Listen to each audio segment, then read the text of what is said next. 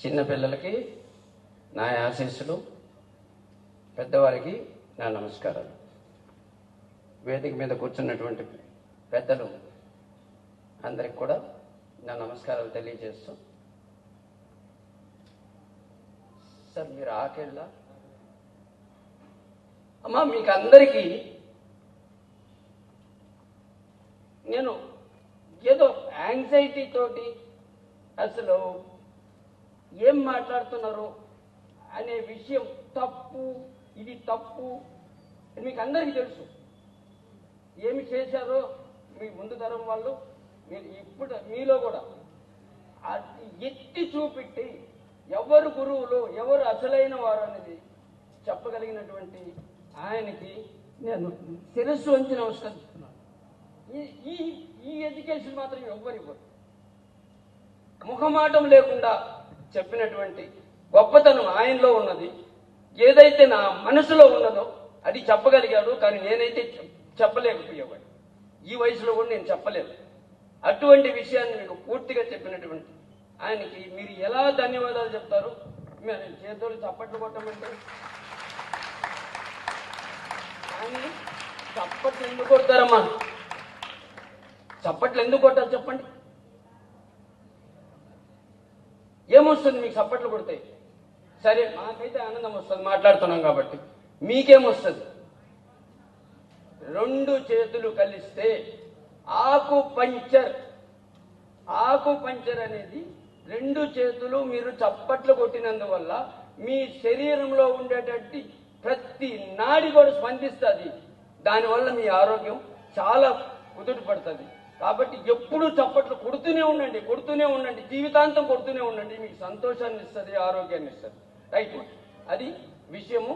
కాబట్టి చప్పట్లు కొట్టడం అనేది మానకండి, చెడుకు మాత్రం కొట్టకండి, మంచిగా ఎప్పుడూ కూడా చప్పట్లతోటి స్వాగతించండి. రైట్, నెక్స్ట్ సబ్జెక్ట్కి వస్తేమ్మా, గురువుగారు చాలా విషయాలు చెప్పారు. కానీ నేను ఒక యూనివర్సిటీ లేదా 2-3 యూనివర్సిటీల రిప్రజెంటేటివ్గా నేను మీతో కొన్ని విషయాలు షేర్ చేసుకుందాం అనుకున్నాను. ఆ షేర్ చేసే విషయంలో ముందు కోర్సుల గురించి మాట్లాడు. మా యూనివర్సిటీలో Gurukashi university main, second university AKS university, third veterinary colleges కొన్ని ఉన్నాయి. ఈ 3 కోర్సులు మాత్రం మేము టేకప్ చేస్తున్నాం. వెటర్నరీకి వచ్చి బైపీసీ కంప్లీట్ చేసిన వాళ్ళు, నీట్ ఎగ్జామ్ అటెండ్ అయిన వాళ్ళు ఎలిజిబుల్. మిగిలిన కోర్సులకి అగ్రికల్చర్ బిఎస్సికి వచ్చాయి. ముగ్గురు MPC, BiPC and diploma in agriculture. ఈ 3 రకాలైన స్టూడెంట్స్ కూడా ఎలిజిబిలిటీ ఉన్నది. ఈ గురుకాశీ యూనివర్సిటీ ఫస్ట్ మనం టేకప్ చేస్తే అది గురుకాశీ యూనివర్సిటీ, బటిండా, పంజాబ్, తల్వండి అనే పేరు బాగా విని ఉంటారు. పెద్ద సిక్కుల పుణ్యక్షేత్రం. అక్కడ మన గురుకాశీ యూనివర్సిటీ ఉన్నది. ఆ గురుకాశీ యూనివర్సిటీలో ఇప్పటి వరకు సుమారుగా 700 మంది స్టూడెంట్స్, తెలుగు పిల్లలు, ఆంధ్ర తెలంగాణ నుంచి తెలుగు పిల్లలు 700 మంది స్టూడెంట్స్ లాస్ట్ 7 years నుంచి అక్కడ ఎడ్యుకేట్ అవుతున్నారు. 1-2 బ్యాచ్లు కూడా బయటకు వచ్చేసి వాళ్ళందరూ కూడా సెటిల్ అయ్యారు. ఇక్కడ ఎటువంటి అనుమానం లేదు. దాంట్లో సగానికి పైగా అమ్మాయిలే ఉన్నారు. మళ్ళీ రిపీట్ చేస్తున్నాను, సగానికి పైన అమ్మాయిలు ఉన్నారు. ఇక్కడున్న పేరెంట్స్ ఒకసారి ఆలోచించండి. మీరు ఒక్క మాట అంటారు, మా అమ్మాయినా అంత దూరం పంపించాలన్నా? అమ్మో, అంత దూరం పంపించలేము. ఎందుకు పంపించలేరమ్మా? రేపు పొద్దున సార్ చెప్పినట్టుగా, ఆకలి గారు చెప్పినట్టుగా నేను ఒక విషయాన్ని మిమ్మల్ని అడగదలుచుకున్నాను. ఎవ్వరో తెలియని వ్యక్తికి మీ బిడ్డనిచ్చి, ఇక్కడున్న తల్లిదండ్రులు అందరూ ఆలోచించండి, మీ బిడ్డనిచ్చి ఆడు ఎవరో తెలియదు, తలతోక తెలియదు అప్పుడు వరకైతే సరే, అటువంటి వాడికి ఇచ్చి ఒంటరిగా మొగుడుతోటి ఫారిన్ పంపిస్తున్నారు. అక్కడ ఎవరుంటారు? తోడు ఎవరుంటారు?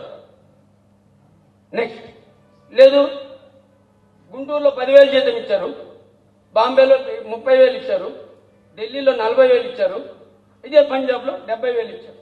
ఏ ఉద్యోగానికి పంపిస్తారమ్మా? పంజాబ్ పంపిస్తారు. మరి అప్పుడు లేదు ఒంటరితనం, అప్పుడు లేదా? అప్పుడు అమ్మాయి కదా, డబ్బు కాడికి వచ్చేకాడికి అమ్మాయి కాదు. కాబట్టి తల్లిదండ్రులు పూర్తిగా ఆలోచించండి. దూరం పంపిస్తే పిల్లలు తేజస్సు పెరుగుతుంది, కొన్ని డిఫరెంట్ లాంగ్వేజెస్ నేర్చుకుంటారు. ఇలా రకరకాలైన ఉపయోగాలతోటి మీ పిల్లలు డెవలప్ అవుతారు, కానీ తక్కువ అవరు. సార్ చెప్పినట్టు మళ్ళీ ఒకసారి దాన్ని రిపీట్ చేస్తున్నాను. ఇంకా చెడిపోవడం అనేది క్లియర్గా నొక్కి చెప్పారు. ఎక్కడున్నా, మీ పక్కనే ఉన్నా కూడా, మీ ఇంట్లోనే ఉన్నా కూడా, బయటకు పోయి పైన 5 నిమిషాలు చాలు. వాళ్ళు రియల్గా వాళ్ళకి ఆ మనస్తత్వం ఉంటే 5 నిమిషాలు చాలు. కాబట్టి దూరం పోయినందువల్ల ఏదో ఒరిగిపోయేదైతే లేదు. కాబట్టి తల్లిదండ్రులందరూ కూడా ఒకసారి ఆలోచించండి దూరం అనే దాని గురించి. నెక్స్ట్, అసలు అగ్రికల్చర్ బిఎస్సి ఏంటి? ఫస్ట్ కోర్సు, మెయిన్ కోర్సు మాది అగ్రికల్చర్ బిఎస్సి. అగ్రికల్చర్ బిఎస్సిలో మీకు ఉన్నటువంటి అడ్వాంటేజెస్ ఏ కోర్సులో కూడా లేవని ఖచ్చితంగా చెప్పచ్చు. అగ్రికల్చర్ బిఎస్సి చదివితే ఏమొస్తుందమ్మా? ఎవరన్నా చెప్పగలరా? మీ స్పందన రైట్. మీరు ఇప్పుడు చెప్పలేదు, ఎందుకంటే మీకు పూర్తిగా తెలియదు కాబట్టి. అగ్రికల్చర్ బిఎస్సి చెప్తే మీకు ఉద్యోగాలకి భూమి నుంచి అంతరిక్షం వరకు ఉద్యోగాలు ఉన్నాయి. భూమి అంటే వ్యవసాయం నుంచి అంతరిక్షం అంటే తెలుసు కదా, అందరికీ తెలుసు కదా. నాసాలో కూడా సైంటిస్టులు ఉన్నారు, అగ్రికల్చర్ సైంటిస్టులు ఉన్నారు. ఎందుకంటే ఫుడ్ కావాలి. చంద్రమండలానికి పోయి ఏం తింటారు? మరి ఫుడ్ కావాలా? ఆ ఫుడ్ తయారు చేయడానికి ఒక సైంటిస్టులు కావాలా? ఆ సైంటిస్టుల కింద నెక్స్ట్ ఇంజనీర్స్ లేదు డిగ్రీ వాళ్ళు కావాలా?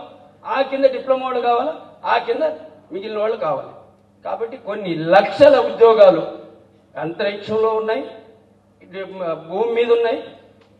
ప్లస్ ఇంకా చిన్న మాట చెప్పాలంటే ఆర్టీసీ బస్ స్టాండ్లో గార్డెనింగ్ చేయడానికి కూడా ఒక అగ్రికల్చర్ బిఎస్సి వాడు కావాలి. సరే, ఇండస్ట్రీ అది జాబ్ సైడ్ చెప్పాలంటే కొన్ని లక్షల జాబులు ఉన్నాయి.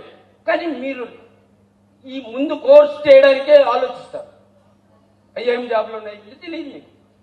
కాబట్టి కోర్స్ చేసిన తర్వాత కరెక్ట్ గైడెన్స్ ఉంటే, మీ గురువు గారు చెప్పిన వారు కరెక్ట్గా ఉన్నట్లయితే ఖచ్చితంగా మీరు సక్సెస్ఫుల్ వేలో వెళ్తారు.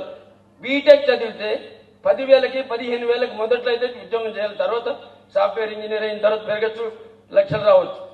బట్ అగ్రికల్చర్ బిఎస్సి చేస్తే మినిమం 40,000 జీతంతో స్టార్ట్ అవుతుంది. ఎక్కడ చేసినా 40,000 స్టార్ట్ అవుతుంది. కాబట్టి అగ్రికల్చర్ బిఎస్సికి డిబేట్ లేదు. కాబట్టి అందరూ ఒకసారి ఆలోచించండి అగ్రికల్చర్ బిఎస్సి గురించి.